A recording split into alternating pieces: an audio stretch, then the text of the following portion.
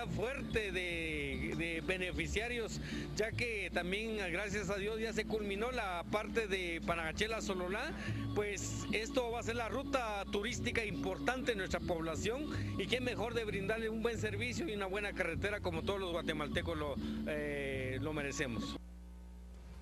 10 minutos pasan de las 7 de la mañana, un tema muy importante, vamos a ponerlo en contexto. Lo hemos abordado durante esta mañana, lo hemos estado escuchando y queremos conocer detalles sobre el mismo. Para prestar atención, María René.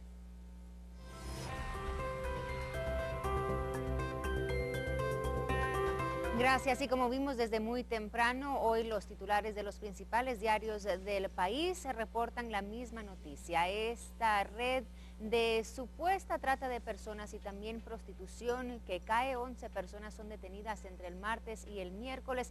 Entre ellas está el hijo de, bueno, un juez muy conocido, ¿no? Estamos hablando de César Barrientos.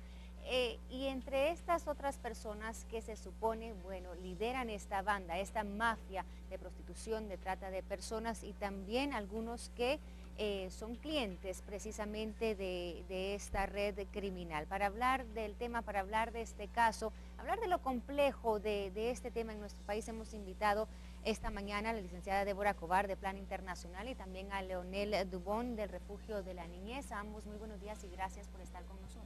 Buenos días, María René. Bueno, Leonel, empecemos contigo porque ciertamente me imagino que tú ya viste los diarios del país, la noticia es la misma, ¿no? Esa portada, cae esta banda de la red criminal y yo sé que el Refugio de la Niñez junto a otras instituciones tienen mucho que ver con lo que ha ocurrido. Cuéntanos cómo se descubre este caso, cómo se va descubriendo esta banda.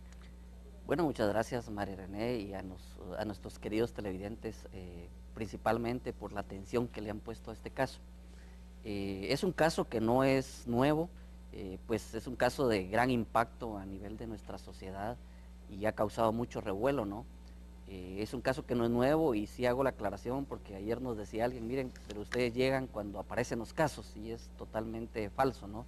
Este caso empieza a gestarse desde agosto y septiembre del año anterior a raíz de una serie de denuncias de personas que se dedicaban a comprar y vender niñas desde los 12 a 14 adolescentes de 16, 17 años en toda la costa sur del país y donde se organizaban inclusive fiestas en fincas, donde se ofrecían niñas por catálogo.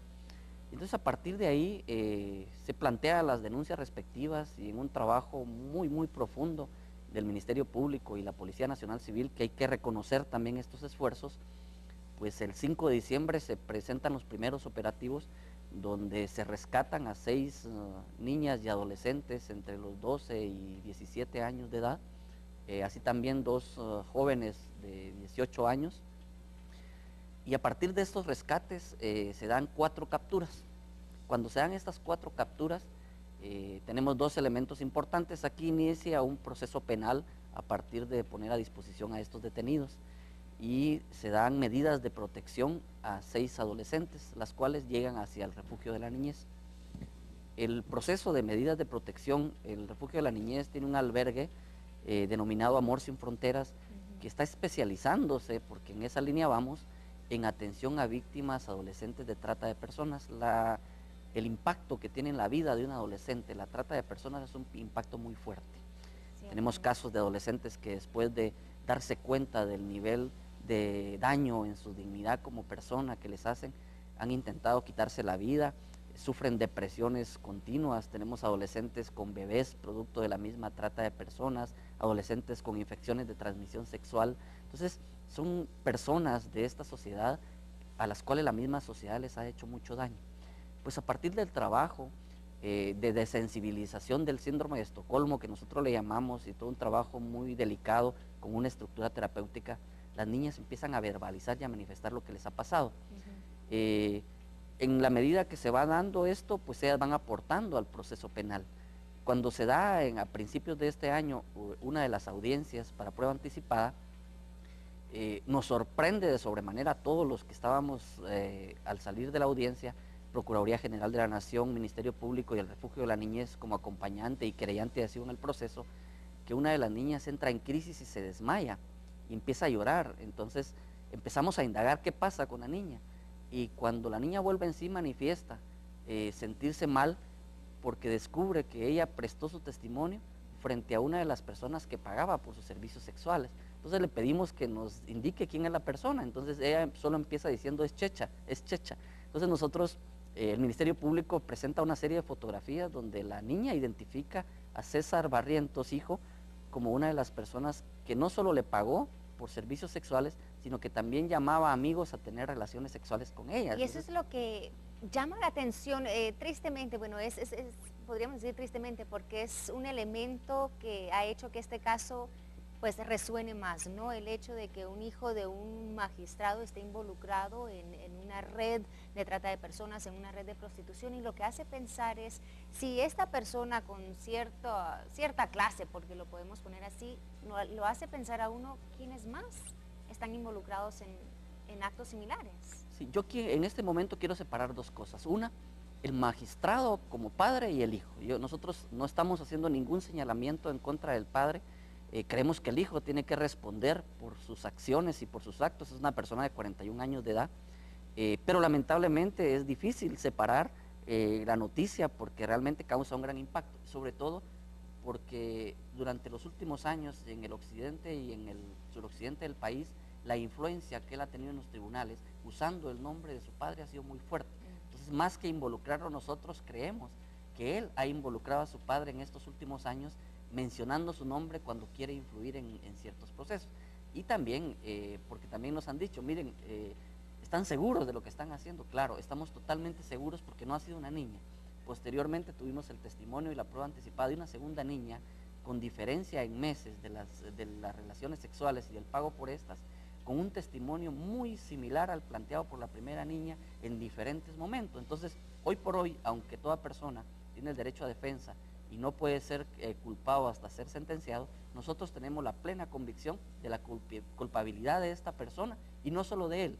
Como lo platicábamos anteriormente, hay más de 40, hoy más de 50 detenidos en este año por trata de personas, y donde tristemente esa doble moral no ha permitido darnos cuenta que también el cliente que paga los servicios de una niña está cometiendo un delito tipificado en la ley contra la violencia Y sexual. hablando de clientes, bueno, nosotros, nuestra compañera Astrid Blanc nos ha preparado un informe que habla precisamente, ¿no?, de ciertos casos que involucran la prostitución de menores, la trata de personas. Lo queremos ver y después, Débora, regreso contigo para que nos des tu opinión en todo esto.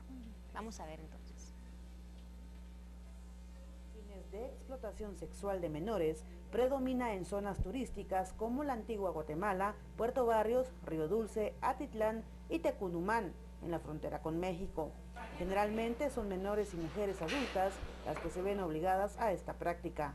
A pesar de las investigaciones, relata el informe elaborado el año pasado, jueces y oficiales de seguridad no obtuvieron la información adecuada sobre la trata de personas, en la mayoría de los casos por complicidad de algunos funcionarios. Las autoridades estadounidenses recomendaron en esa ocasión enjuiciar de manera proactiva a los funcionarios públicos cómplices de la trata. Según el informe, la unidad que se dedica a la investigación de trata se centró en otros delitos como adopciones ilegales, secuestro y desaparición de niños, que no se enmarcan en el protocolo de las Naciones Unidas de 2000 para prevenir, reprimir y sancionar la trata de personas. En consecuencia, se lee en el informe, los funcionarios no pudieron indicar cuántos de los 107 procesos penales iniciados durante el año fueron por trabajo forzoso o trata con fines de explotación sexual. Algunos jueces desestimaron casos de trata o absolvieron a los delincuentes responsables debido a que se desconoce el delito, y las ONG que apoyaron a las investigaciones y denuncias mencionaron que algunos funcionarios no saben que el trabajo forzoso es un delito, dice el informe. Informes de organizaciones internacionales, ONG y algunos funcionarios de gobierno indicaron que los funcionarios públicos corruptos obstaculizaron los avances en las investigaciones criminales y facilitaron la actividad de trata al aceptar sobornos o extorsionar, falsificar documentos de identidad, filtrar información sobre incursiones policiales inminentes a sospechosos de la trata y hacer caso omiso de esta actividad en los lugares con oferta comercial de sexo. Mientras esto sucedía, el gobierno no informó sobre investigaciones, juicios o condenas contra funcionarios cómplices del delito de la trata. En su lugar, se dedicó a hacer talleres y conferencias sobre cómo combatirla. A pesar que las autoridades alentaron a las víctimas a colaborar con las investigaciones y el enjuiciamiento de sus tratantes, la mayoría no presentó denuncias por miedo a represalias, indica el informe. Por una Guatemala en paz, Astrid Blanc. Bueno, de verdad, importante informe y también preocupante, ¿no? Porque vemos que inclusive se señala a Guatemala, ¿no? De ser, quizá podríamos ponerlo así, un paraíso para la trata de personas, para la prostitución, donde se involucran a políticos inclusive, a personas influyentes. ¿Tú cómo tomas todo esto? Bueno, nosotros en Plan Internacional trabajamos el tema de derechos de la niñez y trabajamos a nivel comunitario. Y desafortunadamente en nuestro diario vivir, trabajando con las comunidades, nos han informado y hemos encontrado niñas que de repente desaparecen. Tuvimos casos, niñas que van caminando, ya no regresan a su casa y empiezan a buscarla y después no saben qué es de ellas. Tuvimos un caso específico donde una niña trató de llamar después a su familia, resultó que la tenían retenida, no sabíamos dónde, tratamos de apoyar a la familia, en un momento la familia lo que dijo fue por favor ya no investiguen porque si no se van a llevar a mis otras niñas y tenemos miedo. Y hasta la fecha no sabemos dónde se llevaron a esa niña de 13 años. Y esto es más común de lo que podemos Está pensar y más pasando común más. de lo que sale en los diarios, o sea, pasa Exactamente. todos los días y no nos damos cuenta. Lo que sucede también creemos nosotros es que Guatemala está de paso hacia México, Estados Unidos. Y entonces vemos casos de niñas guatemaltecas, pero también de niñas que vienen del Istmo Centroamericano y que van camino hacia Estados Unidos y durante ese transcurso, digamos, se les engaña y entonces se les dice que se les va a llevar a ciertos lugares donde ya no sucede y se les deja dentro del tema de prostitución y explotación sexual. Son niñas que les llamamos son esclavas de la modernidad, son niñas que se compran y se venden, son niñas que incluso nosotros supimos que en las fronteras muchos hombres pedían tener relaciones sexuales con niñas porque creían que así no iban a contraer el SIDA y por eso preferían a veces niñas menores de edad. Entonces es una cultura viciada, es una aberración absoluta cuando en la modernidad vemos que se pueden comprar seres humanos y son niñas. Yo siento que olvidan que son niñas, lo ven como menores de edad. Bueno, así fueran mujeres también ya adultas, ¿verdad? Es un problema que afecta a niñas, a jóvenes y a también mayores de edad. Exactamente, y lo peor es que quienes están involucrados, cuando hablamos quiénes están, vemos que incluso padres, madres venden a sus propias hijas. Incluso hablábamos con Leonel de eso, para la compra y venta de terrenos, a veces dan a sus hijas para esto. Yo estuve hace años en la Procuraduría General de la Nación y no olvido a una niña que la encontramos en una jaula, la tenían para venta cuando nosotros la rescatamos. Y eran los mismos padres. Entonces dice uno, Dios mío, ¿qué está sucediendo? Ya nosotros mismos vemos en las calles a veces niñas que obviamente están maquilladas, pero son menores de edad en la puerta de prostíbulos y ya no nos asusta eso.